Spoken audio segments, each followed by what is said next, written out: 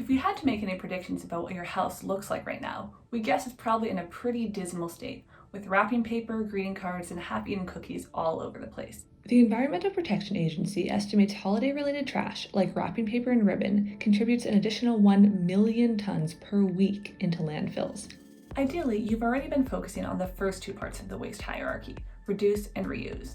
But if you're looking around your house right now and feeling totally overwhelmed, we're here to help. We talked to recycling experts about how to get rid of all of the waste you probably accumulated over the holidays. And look, we don't blame you if you had to do some shopping at big bad Amazon either. We've got you covered on how to recycle Amazon packaging too.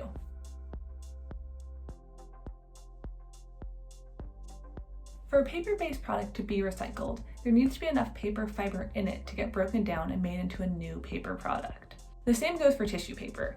Tissue paper is usually so broken down that it typically can't make any new materials after the recycling process. But don't panic, some wrapping paper can be recycled.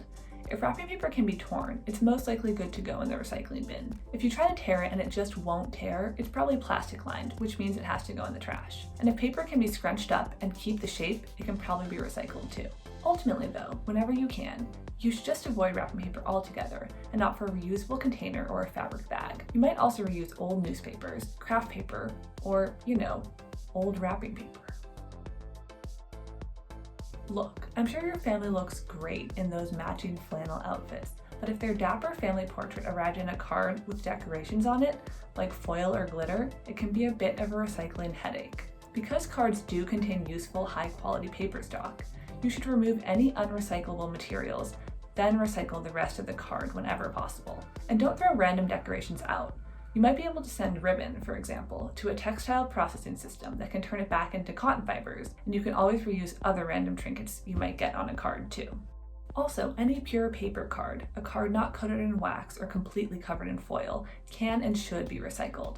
Like wrapping paper, if the card can be torn, it's usually okay to recycle.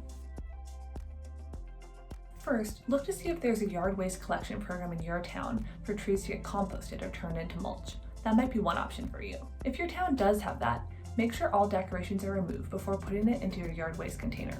Depending on what your city offers, there might be options for curbside pickup programs to recycle your tree, or there could be a recycling center where you can drop it off. Also, if you happen to have a backyard with enough room, you could even just let it decompose in your backyard, but be prepared to wait. Finally, there's one really fun option. Your town might have a supervised program where Christmas trees get dropped into local lakes in order to help build fish habitats.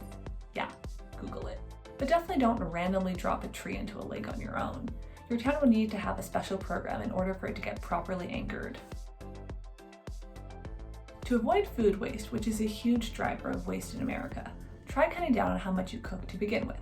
A lot of people way overcook around the holidays. If you still have leftovers, look into food banks or homeless shelters in your area, which might have programs for directly donating food if they meet a particular quality and quantity standard. If you can't do that, you can freeze or preserve leftovers to reuse them later. Your curbside recycling program might be able to accept the bubble-lined and regular plastic bag you get from Amazon. If you can't do that in your area, you can go to plasticfilmrecycling.org to enter your zip code and find a drop-off location that accepts plastic film. Paper padded mailers can be recycled just like a normal cardboard or paper item. No problem there. Same goes for the cardboard box and the cardboard folder. Make sure to remove any tape before recycling though. You should also check with your local government to determine if you have to prepare cardboard in any particular way for it to get recycled, like flattening it or tying it with twine. You can also recycle the packing paper that might come in the box. Unfortunately, a paper mailer from Amazon with bubble padding can't be recycled. Like the Amazon plastic bag, you can either check curbside rules in your area or find a drop-off location that takes items with plastic film. If you are able to recycle them, pop the air out of them and then bring them to a drop-off location. Now, how hard was any of that? The holidays might get hectic, but there's no need to give up on recycling.